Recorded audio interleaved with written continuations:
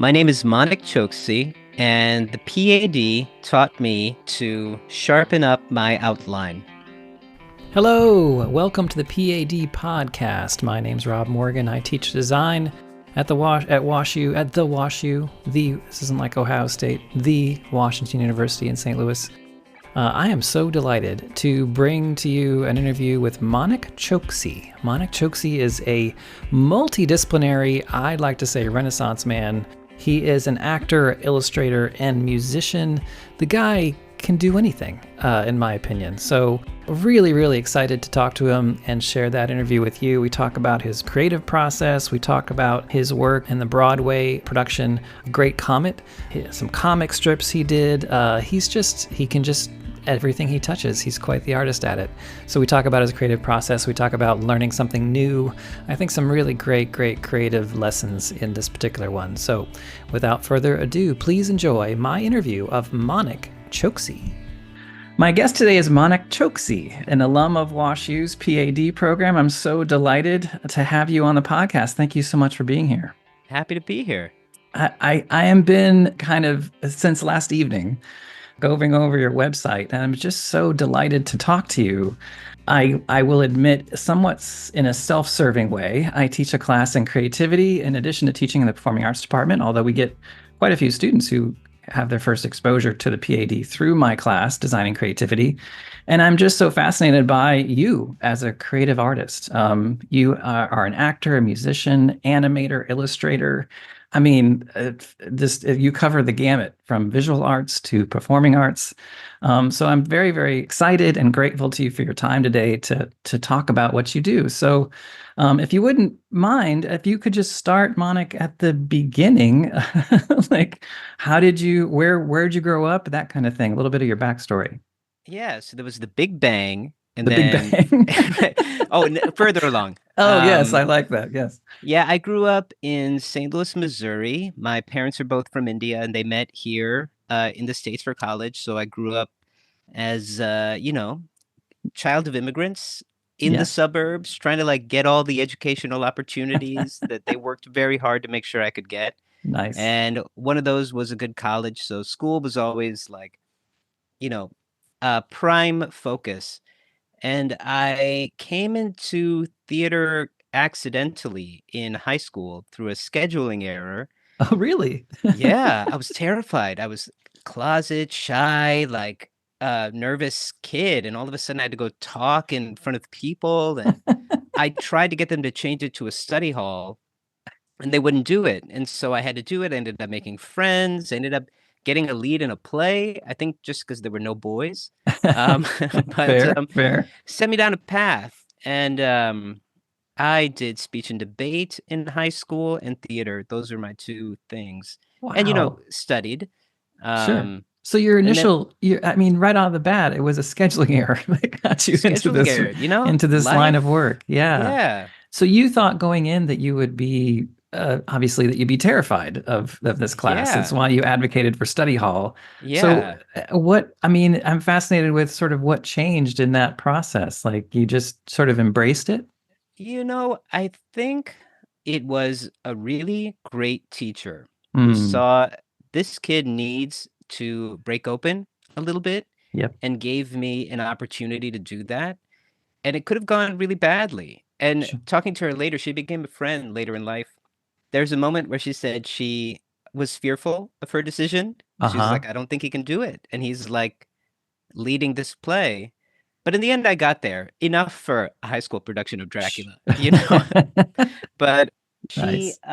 she took a chance, and that happened again at WashU in a really big way. But I feel like it was, yeah, just one really great teacher saying this kid needs to get out of his comfort zone and risking the whole like production I love on it. my ability to do so. I love it. So, and Yeah. we all, I think anyone listening knows getting into WashU is no easy task either. So, how did that happen? I applied to a bunch of places as an Indian kid. Me and my buddy got our rejections from Princeton and Yale and all those on the same day. But WashU Gotcha. was always because I grew up in St. Louis, I was like, I don't know if I want to go to school in St. Louis, but the school itself, when I would visit, was Yeah. amazing, perfect. I love the all student theater. I was, by the time I was looking at colleges, I was mindful of the theater programs. But yeah, it was sort of like if they could helicopter WashU to another town, it would have been my first choice. And when I got in, it was like, well, this makes the most sense. I'm close to home, Right. love my family. My mom worked for WashU, Really? so there was already some familiarity there. Nice. Nice. Um, yeah, I feel really lucky I got in there. I didn't realize what a gift it was to get into Hmm. that school. It just Sure. sort of felt like the local college at the Yeah. time, Of you course. know? Yeah. Yeah. That Um, that makes sense. and then later And people are like, "Oh, you went to WashU? Wow." And I'm like, wow. "Really? Oh, okay." And what was your intent? Did you have an intended major or minor, or were you just kind of all over the place? All over the place. I knew I Yeah. was liberal arts. I knew I wanted to do plays as an extracurricular. Mm-hmm. They were just fun and a fun way to meet people and make friends Sure. at that point in my life. But I was sort of kicking the can on choosing a major because I just didn't know what I wanted to commit myself to. And it Yeah. felt like there were a lot of tracks where you have to know right away, engineering, architecture, medicine. I remember Right. taking some chemistry classes thinking maybe I would take or become a doctor. And then very quickly I was like, no, I'm Yep. so scared of blood. And this chemistry class is so hard. Right. Um, and not in the exciting way. Right. Um, so I decided at the end of first year that I was going to be an English lit major. I had a great English teacher. Right. And then it wasn't until my junior year that I had another great teacher who really cracked me open with a big challenge, Anna Pileggi. Of course. Um, and that was the point where I was like, I think I want to lean into this. And so Yeah. I was able to do an acting minor, which I don't think was really done very much back then. Uh-huh. But I interviewed with Anna and I think Andrea, Andrea and we decided Urice. Mm-hmm. Euris, yeah, Mm-hmm. and came up with a plan, and I did it. Yeah, That's, I that's still use everything I learned in both those avenues. They're yeah. very, very connected. Nice. Um, Nice. yeah. This comment is meant for my dear friend and colleague Anna Pileggi, but I don't know if she's paying my guests in advance before they are on the Oh podcast, yeah, but everyone talks about what a wonderful influence she was on yeah, their time yeah, at WashU, and testament to her and her, her abilities to see a diamond in the rough when it comes to a fantastic actor. It's really, really wonderful that we have yeah, her, yeah, beloved colleague here at WashU, and still here yeah. teaching. Also teaches a class on theater for social change, which is Oh, really interesting. wow. So, I would take I- that class. Yeah. so yeah, so you got involved. You said all student theater. Was that one of your extracurriculars while Yeah, I did here? all student theater a couple of those years. I did Mama's Pot Roast, Yep. and Which I is for auditioned those for. that don't know, what is Oh Mama's yeah. Pot Roast? Oh, it was WashU's premier improv comedy group, Got it. and it used to be the only one. Uh-huh. And the joke was that it was the premier one, but now there are many, apparently, long form, short form. So Right, I like to right, think we're still the premier, but right. a lot of the members are in multiple groups. Yeah. So I'm sure a lot of the other groups think Premiere is just a dig on them. yeah. Yeah. Or just the first, meaning the oldest. Right. There you go. Yeah. Yes, Oh, yes, the yes. group for the old people. Nice. So you had I mean, between All Student Theater, which is one of our three, for those that don't know, one of our three drama clubs on campus, in addition to Thyrsis and Cast and Crew, Oh, I yeah. believe of Those those three, started out when I was there. I did think they? those, yeah. Yeah, yeah. Thyrsis, I believe, has been around for quite a while. Yeah.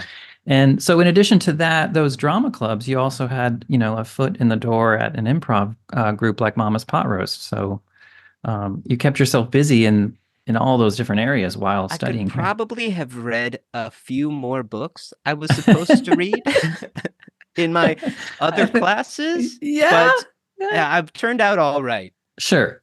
Was this Yeah. the era of Cliff Notes? I recall Cliff Notes were somewhat Yeah, critical. Cliff Notes were around, but there was a famous red herring where Yes. everybody knew that one of the Cliff Notes had the wrong ending, Ah, and you didn't know yes. which one. This might have been Yes. an urban legend just to spook us away, Yeah. but you were always scared if you just read the Cliff Notes that you Yeah. might come in and saying, "Oh, when Daisy Buchanan and Jay Gatsby get married," and grow old together, and your English teacher would be like, "Wow, Wow. oh man, I think you read the wrong Cliff Note. you read the wrong one." Yes, I had a student in class once that when I taught at University of Washington, I recall this vividly that it was clear to me that he had not read the play, and so I asked him. Yeah, It was Glass Menagerie, I think it was, and I yeah, asked him about what he thought of the death at the end of the play, and he was like, "Oh, it was very sad, very sad."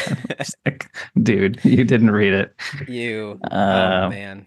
but yeah, so you kept yourself quite busy. So you recap for me again. So you were pursuing at this point, as when you became a junior, a major in Oh drama, yeah.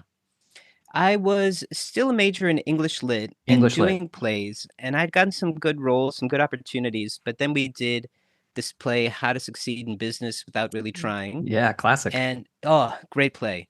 And I was not a strong singer at the time, or I didn't consider myself a strong singer, but I had a great teacher, Lisa Campbell. She's Hmm? still there at I school? Oh yeah. doesn't ring a She, bell, but I'll have to see. Yes. but she worked with me, and at the end of the day, Anna thought I could perform the part as an actor, but could get there as a singer. Yeah. She took a real chance. And it wasn't just about my ability to sing or not sing, but my faith in myself to do something big and bold. Yeah. And there was a moment where it didn't look like I was going to get there. I was afraid. Hmm. And we were in rehearsal and it was not going well. And she stuck with me. And there was one breakthrough moment where she was like, I want you to, there's this song called I Believe in You, Uh-huh. sort of ironic.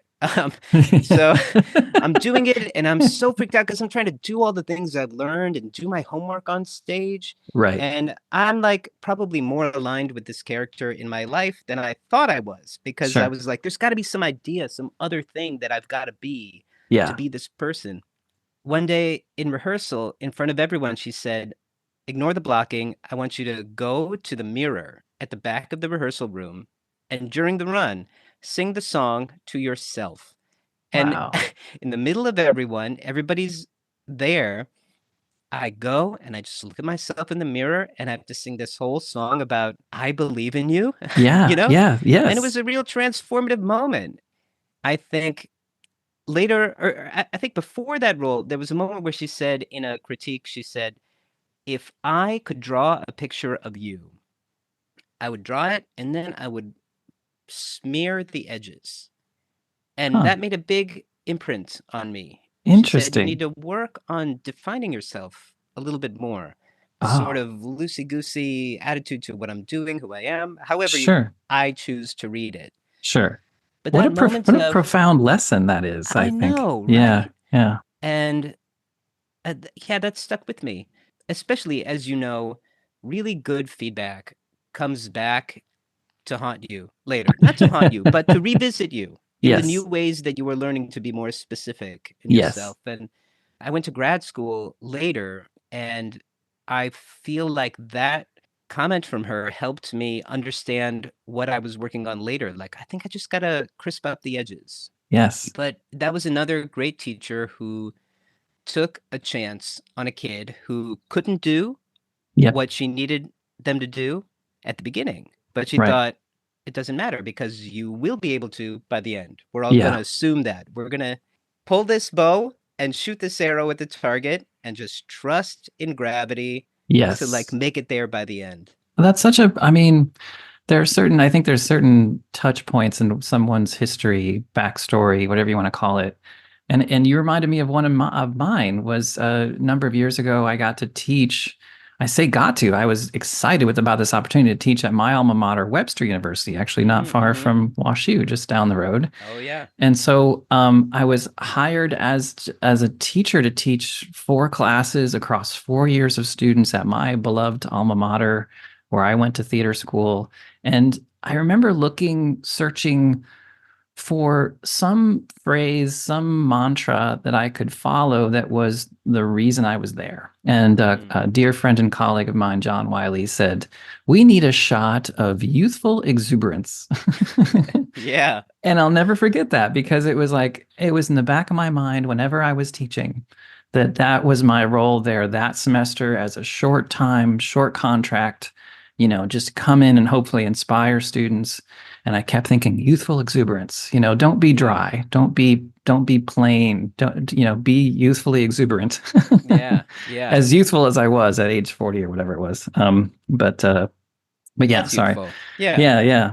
So you so how to succeed without really trying. You pulled that off. Pulled it off. Nice. Yeah. And what year were you Somehow. at that time? Were you a That was fourth junior junior year. year? And I think Gotcha. that sent me down the track of I feel I have something to contribute in Yes. this medium, Yes. and I can take a challenge and grow. Nice. And I think that experience empowered me, made me feel excited to take on more challenges, which is why I wanted to go and try and make it a minor. Not for, I think at the time you're like, what does my degree say? And then you get older and you learn it doesn't matter. It doesn't Nobody looks matter. at your degree. Yeah. Yeah. I'm so It glad just you said matters, that. yeah, what you care about and that you learn to learn and that you learn to Exactly. be excited to grow. It could be anything, but I Yes, wanted to yes. take those classes that the majors were taking. To take acting 3, acting 4, I wanted to do all that stuff. Yeah. Yeah, I mean, I wish I could underline what you just said. For so many students, they tend to be box checkers. Like, I got that, Yeah. I got that, I was president of that group, and it's like, but really, it doesn't matter later It in doesn't life. matter. It's the investment in yourself that matters. Yeah.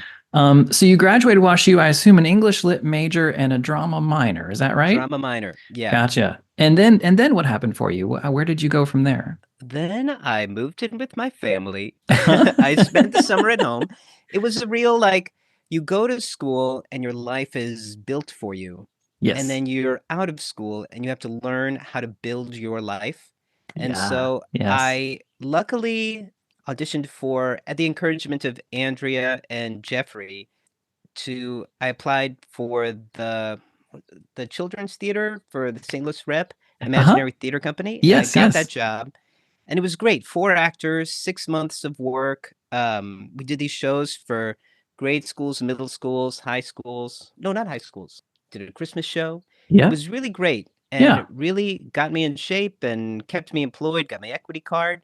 But it also did this weird thing where because I had my equity card, I was uncastable in St. Louis Really? because, yeah, all the theaters that are equity houses hire out of New York. They The typically do. closest I ever got to getting a job at the St. Louis Rep proper was after I had moved to New York. Yeah. So I was driving to Chicago to audition at the equity open calls. Yeah. I would drive there in the morning, audition, get a Potbelly's, and drive back. And it was exhausting.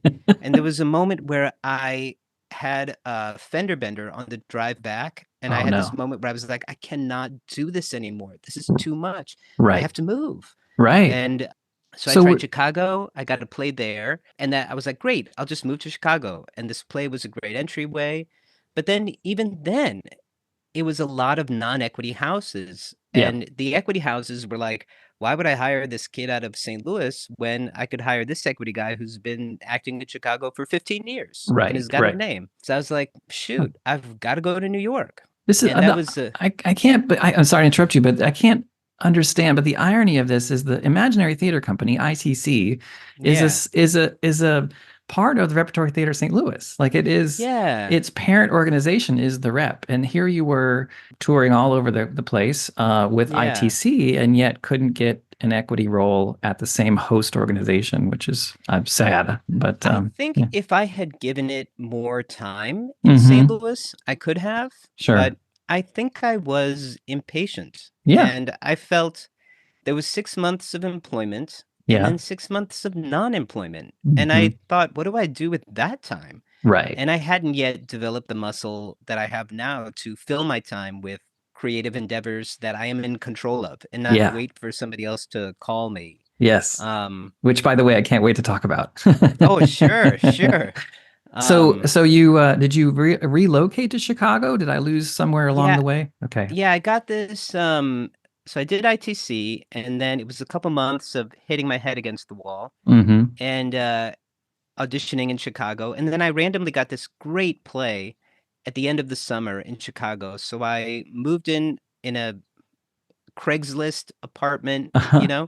um, listen, people who actually ended up becoming good buddies and very influential now that I think about it. And I was there for like 6 months before I felt I was hitting a ceiling in Chicago too. Yeah. Impatient little me, like Right. 23 years old, being like, man, it's just not happening here. I gotta go bigger. Nice. Um, but then I started thinking about applying to grad school, and Uh-huh. that expanded my awareness of where I could be and where I could land. And it was like in St. Louis, there are four equity open calls a year. In Chicago, there are four calls a month, and in New York, there are four a day. So I Wow. just thought, I just gotta go and see. Looking Yeah. back, I'm like, I have love for my younger self, and also like, wow, you got some moxie, you know? Audacious. Yes. Audacious. Yeah. I think that's good. I think Yeah. there's an Amy Poehler quote out there somewhere where she says something along the lines that when you're young, you don't know what you don't know, so you take big swings at life Yeah. because you don't know that you should be intimidated or fill in the Yeah. blank. You should be, afraid of an opportunity because you don't know that that's a big deal at the time. You're just taking these big swings. Yeah. So It's so important. And then you get older and you learn to say no. yeah, And that's the thing to, because when you're young, you have to say yes to everything. I had to say everything. yes to everything. It's true And in then design as eventually, well. oh man, yeah. Yeah. $300 for, oh, Yeah. sure, I can build it. Okay. You got to take the good with the bad. So Got to you take went the to good with the graduate bad. school at this point after a few years? Where It was was that? 3 years. I went to Uh-huh. Juilliard Yes. up in New York. And I actually auditioned for 1 year. I got called back to like the final callback, but I didn't get in. And Hmm. it was weirdly the only place I got even called back. And then I was there for a year and working. Yeah. I think I had thought, oh, you got to check the box of grad school if you want to be a working actor. But Yeah. then I was there for a year and I thought, I'm working. I don't need to check the box, but I think I can do more. I'm always doing the same thing I know how to do, and I think there's more to do. So that year I applied. I didn't get called back anywhere except Juilliard, and then I got waitlisted there, and then I got in. So like it was many degrees of this could happen, couldn't happen, could happen, couldn't happen.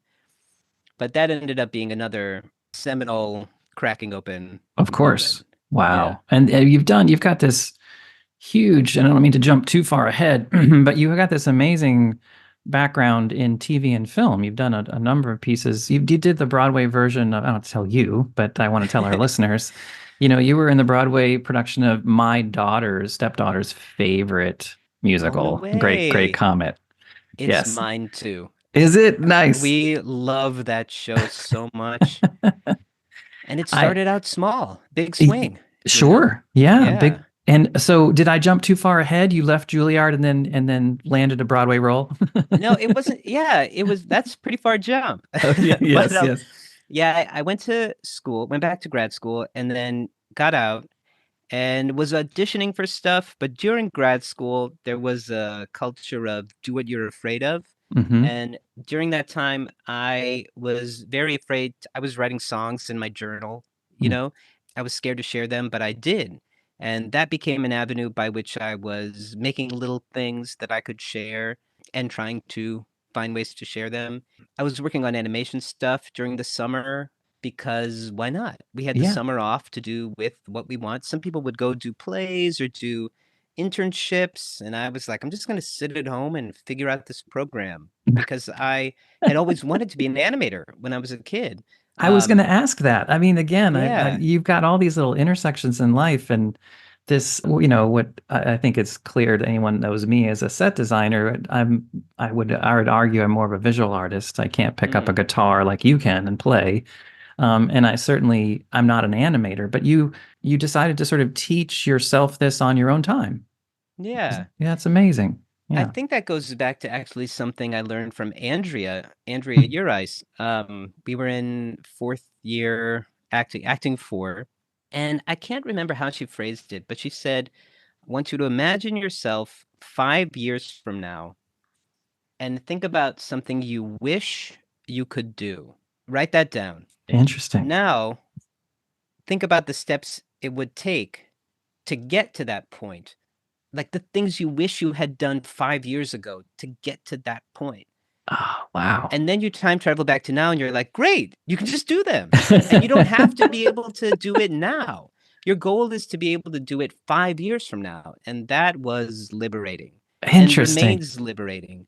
There are Hmm. projects I'm involved with that are massive in scale that I've only been able to tackle because I know I don't have to get there right now. I feel like Speaking of going sometimes, from the yeah, 23-year-old audacious young man to being patient, is that fair that you're a little more yeah, patient, a little more long term and not short term? yeah, I think so. And I think those moves also had to do a little bit with that feeling of I don't have to know that I'm going to live in New York now, Right. but I won't know unless I go. I Yeah. can't sit here in my room and think about it forever, although I did for a little while because it was pretty scary. Yeah. Yeah. I find this amazing. So, how did the Great Comet piece originate? As you said, it Oh, yeah. started small. It began off Broadway, I assume.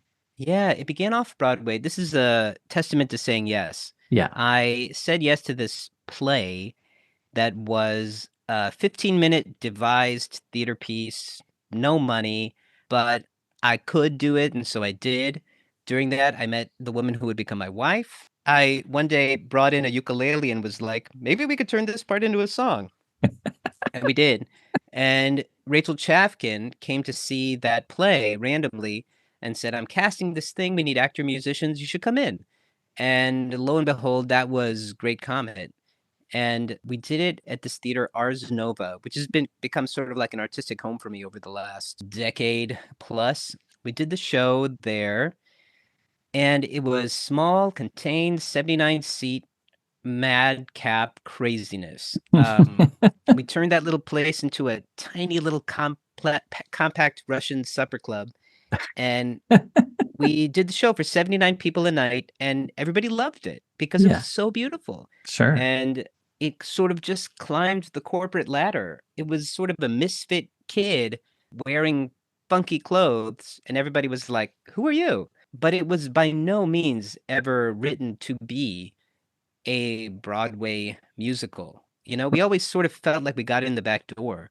Yeah. That's great. I love that misfit kid wearing funky clothes. Yeah. I tell my own students that in my classes, sometimes I finish a semester this way, and I say, in a sea of suits, I want you to be the yellow bloomers. Yeah. I want you to stick out Yeah. and And I accept who you are as a creative, as an individual, as a misfit, whatever, like that's that's so you true. own that. That's your individuality, not someone else's. But I feel like that's a big secret that people can tell you, but until you clock it for yourself, that when you walk into a room, if it's for an audition or an interview or to make a pitch or something, a younger mindset comes in thinking, if I say the right thing, I'm going to get it.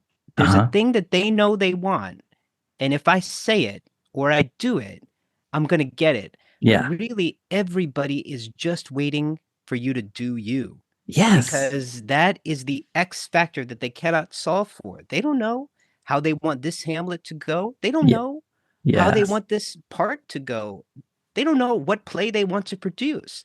So you come in and do what you are excited about, and they will be surprised and Yes. find the thing that they never could have found on their own sitting in their office or whatever, you know? Fantastic. You'll have to indulge me. I mentioned this is Great Comet is my stepdaughter's favorite It's a good choice. She's got good musical. taste. Yeah. I texted her yesterday and I said, "Hey, I'm interviewing, someone that was in the Broadway cast of this piece. What should I ask them?" And Yeah. she wanted to know if you had read. I know you're English lit, not Russian lit, but English had lit. you read Yeah. War and Peace Oh, before yeah. this? Oh yeah, Yeah. Well, for the first go through, I had just read the book that it's based on. It's based uh, on this one book of the overall opus. yeah, But then subsequently, I went back and read the whole novel, and man, it's so good. I developed a taste for long books. yes, That kind of saturation of character and period, like right. It's a great one. I ended up doing another long book musical with Dave. We did Moby Dick out at ART, which is a book I ironically did not read when I was assigned it at WashU.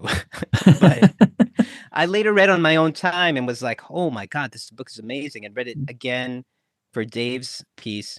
Yes, I Uh, did read the whole book of War and Peace and highly recommend it to, of course. yes, your Yeah. patrons. Nice. You Yeah. mentioned ART, for those that don't, American Repertory Theater in Yeah. Boston. Yeah. Yes, yes, yes. That's for me a great segue to some of your animation work. You did, if I'm not mistaken, some illustration Oh, yeah. for the ART production. This is where I'm fascinated by the fact that you're not, again, you're not only a performing artist, you are a visual artist, so you have quite the talent in illustration, animation. How did that aspect of your umbrella of talents come about? Yeah. I mean, thank you. I had always been a doodler, and then I had my brother's friend, Ryan Doris, shout out Ryan Doris, would make these awesome comic strips.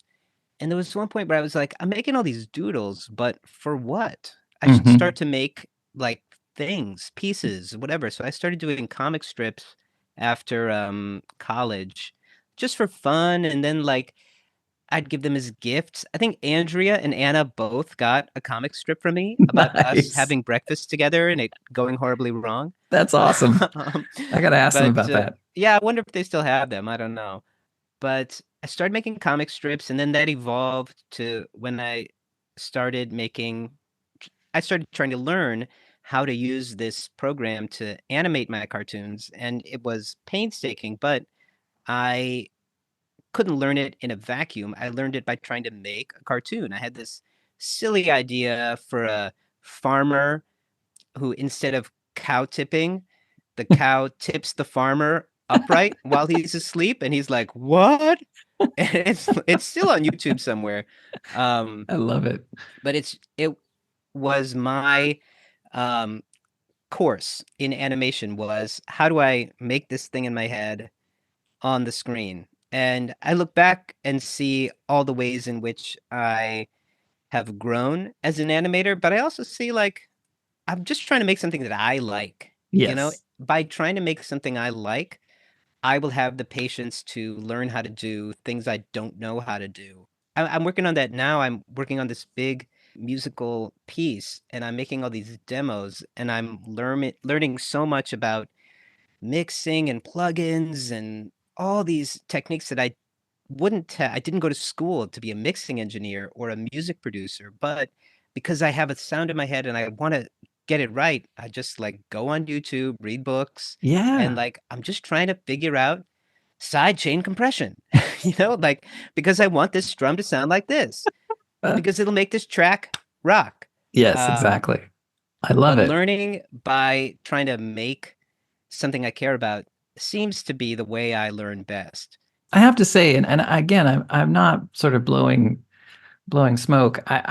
There is a certain creative confidence in tackling something that you don't know how to do. I can cite a number of students who, when I'm advising them, they might say, I want to take German 4. And I'm like, okay, Right. well, do you have any other interests in other languages? Well, I always wanted to take French. I'm like, well, take French. And they're like, but I don't know anything about French. And I'm like, that's the point of That's the taking the reason. class. Yeah. Like, you know what I mean? Like they Yeah. don't want to, they think of it as, I don't want to feel, perhaps, this is how I'm getting into their head a little bit. They don't want to feel as the novice or the amateur in the room. But Yeah. any artistic endeavor requires that you start somewhere, that you start Yeah. at I don't know how to do this. So, I agree with you so hard. I have so many specific thoughts about this very thing because I play guitar uh-huh. and I sometimes teach guitar. And there's a thing where the piano is very easy to make it make sound. Any kid can make it bump, bump, bump, bump, bump, make sound. And it's difficult to learn how it's organized so I can make the sounds I want to make. Yeah. Guitar is the exact opposite. It's very difficult to learn how to press the strings down in just the right way to make a pleasing sound every time. Yeah. But once you do, the organization is phenomenally simple to Hmm. grasp. Hmm. And there's a thing where as you get older, as you say, I'm so good at so many other things. Why would I put myself in a position where I'm bad at something? Because I'm Right. embarrassed to be bad at something. Yes. Whereas you look at a kid, right? I think it's a superpower that I am a parent and have Yeah. seen a baby figure out the world from static. They didn't know Yes. anything, even what these hands were. And now my daughter is reading chapter books. Oh, So if my daughter can learn to speak and walk, I can be patient with being bad at the piano for a little while because I'm way more coordinated than my daughter, yes. so I can start like 20 steps ahead and be like, Yeah. I know how to move my fingers independently of each other. Oh, yes. I'm a beast. I would see her, she was born while we were doing Great Comet on Broadway, and I'd be home with her and then I'd come to the theater and there was a time Ingrid Michaelson was playing Sonia, and I would look out at Ingrid during Sonia alone and be like, wow, Ingrid is really holding up her neck really well. She really figured it out. And had this thought, like, as I'm trying to teach my daughter how to hold her head up, I'm like running downstairs and changing jackets and grabbing a guitar and playing a song. I'm like, I can do so much. But there's a thing of you just don't want to be bad at something. So in Exactly. kindergarten, Yeah. when a kid says, I can't do it, the teacher says, yet. And I feel like that is the key to Yeah, yeah, yeah. anything you want. Oh, it's such a good lesson for anyone listening. I hope my students are listening. In the creativity class, I do a section on play, Yeah. and I force the students they have exactly 60 seconds to draw the person sitting next to them. And then they have 60 seconds to share that drawing. And more Mm. often than not, and again, these are 18, 19-year olds, more often than not, the refrain I hear is, "I'm sorry. This doesn't look like you. I'm Mm. very sorry. This is a terrible picture of you." And I then make the comparison that the third grader in them would have been like, "Look at this. This is the most Yeah. amazing picture of you." And there's this kids have the most admirable creative confidence I've ever seen. Yes, yes, Part of it is yes. because they're so cute and Yes. because we are conditioned to know the kid is working on something. And so we're Yeah. not judging them for proficiency, you know?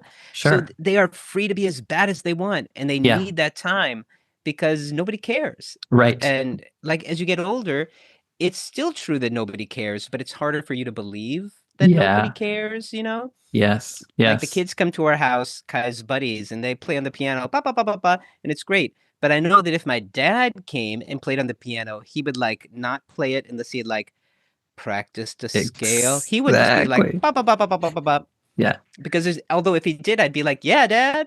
So we can embarrass her later in life. How old is your daughter now? She's 7, just 7. turned Okay. 7. Yeah, Okay. So when she's a she listens great to this, songwriter, great yes, musician. I love it. Well, I hopefully she's as talented as you are. Oh, she's more. Yeah. What are you working on now? I don't know if you want to mention this. Yeah, Ramayan, excuse me, Ramayan. Yeah, Ramayan. That's something that's been a passion project of yours for a while. yeah. What's going on? Is there a typical day in Manik Choksi's life? Like, Oh, sure, sure. Well, so the Ramayan is, if you can imagine the ubiquity of Star Wars, the Bible, college basketball, and the Lord of the Rings together. This okay, is how ubiquitous the Ramayan is to Indian culture and okay, society. We organize our stories around it. We talk casually referencing characters from the story. It is like the gym by which you work out your mind, your soul, your consciousness, and share memes. yes, yes, And there was a big serial of the Ramayan that happened in the late 80s, I mhm, believe, mid to yeah. late 80s. And it was so popular that the trains would stop running when the show would air on Sunday. Wow, wow. And I watched this serial as a kid, bootleg VHS tapes without subtitles. And I didn't speak Hindi. So we would sit around the TV and my parents would translate. And only later did I realize that they were essentially telling me the story of the Ramayan. So this story was sort of architectural to my character. And I realized it more and more as I got older and would talk to Stephanie, my wife, about what kind of world we wanted to build for our family, our kid, having a kid. Was so important to me. And then I saw Hadestown, and I had encountered that record before through Chafkin. And when I saw it, I had this moment like, you can write that show because the myth of Orpheus is enough in the DNA that I don't have to expect togas. I don't have to be told who Hades is. I can just cut to this idea. So I thought, man, I remember talking to Stephanie about it. Man, the Ramayana would be an awesome story if anybody knew it. And she said, you should write it. And I was like, okay. So I've been working on it since 2018, and my idea is to share this story with the West, to invite the Ramayana into the temple of American myths through my favorite medium, concept records. So this is a trilogy of concept records adapting the story for the Ramayana, and the live event that the audience comes to witness is the concert where the band plays the records straight through. So I think it's all going to happen one night, Yeah. one epic experience where you see your hero and your heroine fall in love and fall irreconcilably away from each other. And that's life. Yeah. Yes. Um, Yes. Yes. but Ars Wow. Nova, where we had our big comet explosion, Ars Nova commissioned me to finish it in 21, Oh, great. and it's finished now, so we're sort of charting the path to production. So Nice. coming to a theater near you, Ah, that's um, fantastic. in maybe like 2 years or so, give or take. It sounds like But a wonderful epic tale. It's yeah, thanks. It's pretty epic and yeah. phenomenally sad. Hmm. There's a lot of adaptations that end with the glory, but Right. then there's also all the rest, which I think all the rest is why we still wrestle with it, Hmm. because it's not a simple, there's the hero's journey in which the hero returns, Right. and Sure. there's a new stasis, but in my conceit, it's more like the hero's spiral, where the hero returns, but things can never be the same. And are you going further in toward your goal, or are you Wow. going farther away from your goal? This is a sort of existential philosophical question that we use the Ramayana to talk about. Ah, Um, sounds great. I can't wait to see anyway, this. thanks. Going back to that moment in Chicago where I was with those Craigslist buddies. And They I all assume worked they for weren't theater people, the they Craigslist. weren't theater people. There Yeah. was a Yeah. cop, there was a journalist, and I can't remember what Megan did. Law? But they all worked for the school newspapers, music journalism, like they worked at the radio station.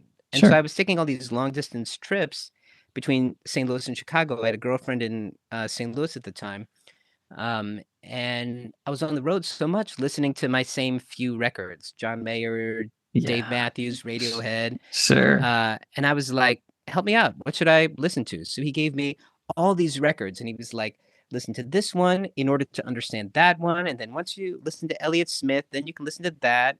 So I just got a big education in all these great records, and especially these long form stories, these concept records, Sure. some secretive, some not secretive, but it just became my favorite medium. It's fantastic. And I think that still is paying forward Yeah. now. Yeah. Yeah.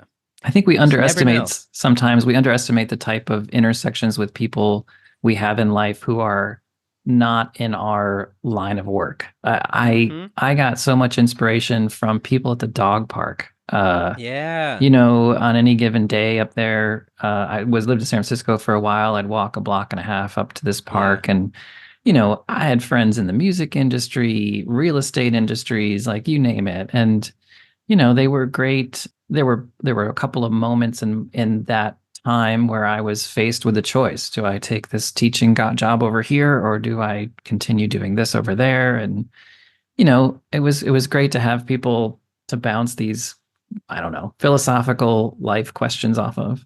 Yeah. Um, I want to be respectful of your time, but I swear I could talk to you for Oh, 30 it's fun. hours. It's fun to talk. I mean, I'm here just working on, Okay, you cut out there. You said you're working on demos all day. yeah, so talking to people is actually pretty nice. Okay, So good, good, no good, good. worries there.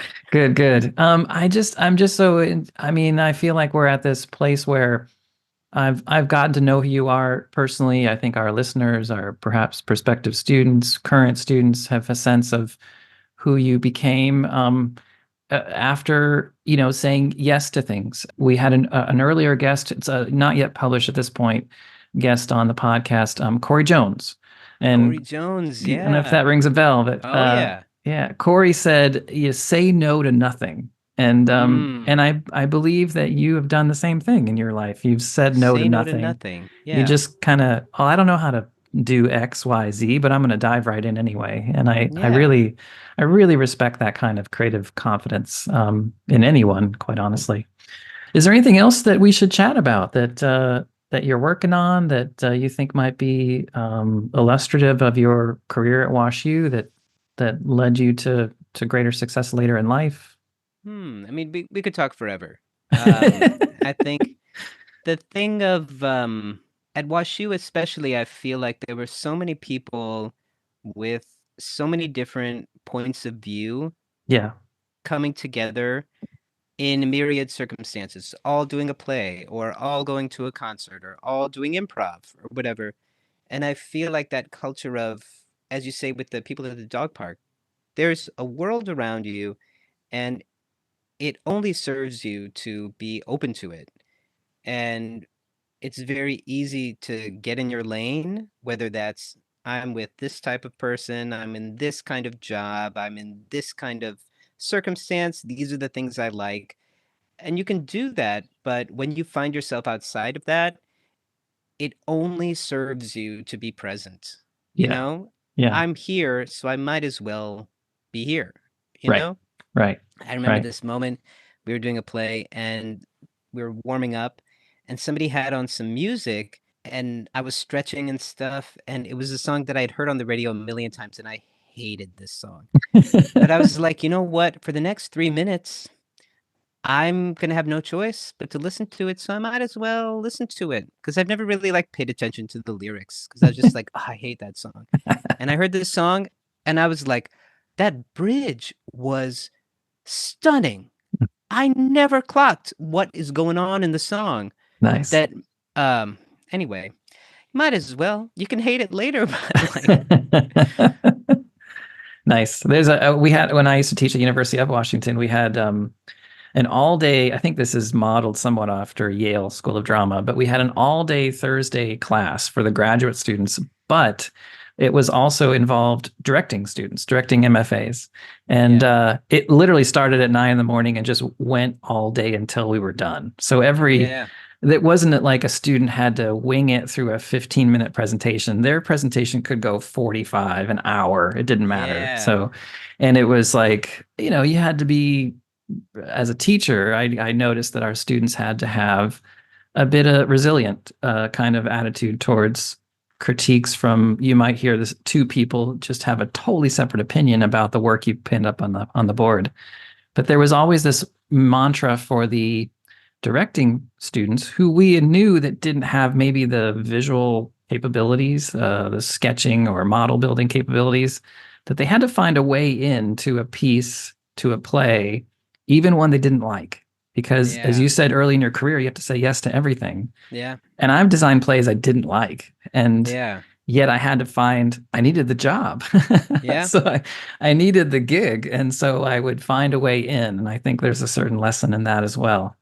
Monik, it's been so wonderful to chat with you. I can't tell you. I'm so glad. I believe it was one of our earlier guests that mentioned your name, and I wrote it down and sought you out. And I'm just so delighted to chat with you today. And thank Yeah, you sure. for So your happy to be time. here. And what a great resource to give to the students, I hope so.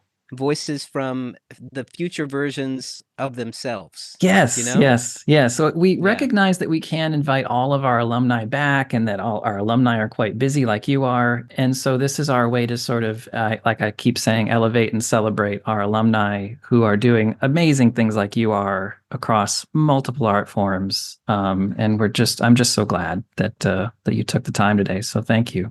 my treat. I think Fantastic. it's really cool what you're doing. Thanks again. Thank you. Okay, I thought it'd be nice if we could listen to a little bit of this piece. This is called The Vow. It's from a wedding ceremony of the piece that Manik just described. Please enjoy. This is a song called The Vow. Joining me today, to my right, is Britton Ashford. Britton, it's so nice to be singing with you again. Thank you for joining me on this. So nice to be here with you. Oh my gosh, my pleasure.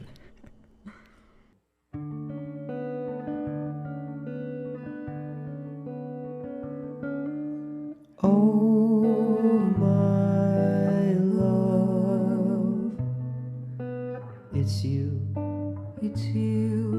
I know. Somewhere long ago, we walked around the fire.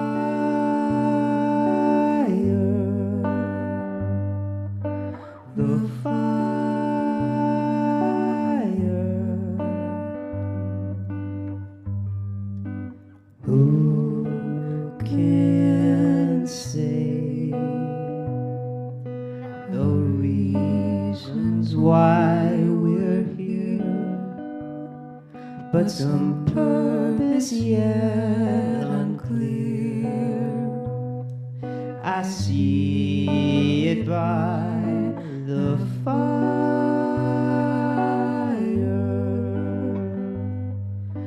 the fire.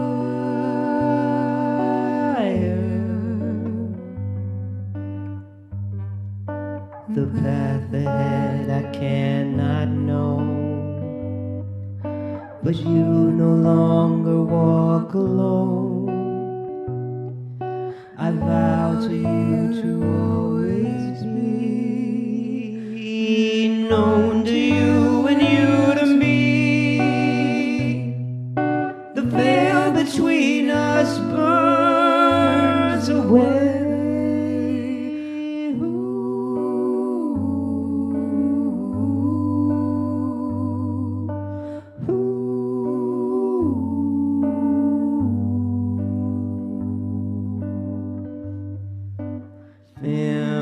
Family stone and scarlet cloth to tie. Look me in the eye and we walk around the fire,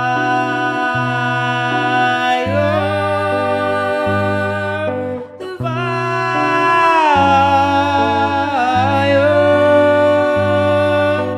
Oh, my love. Oh, my love. Oh.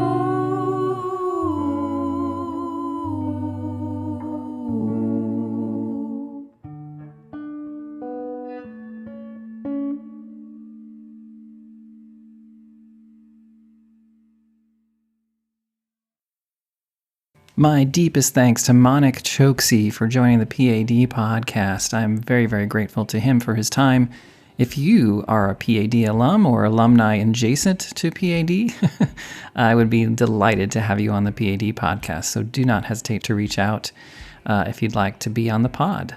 Thank you for listening. Bye-bye.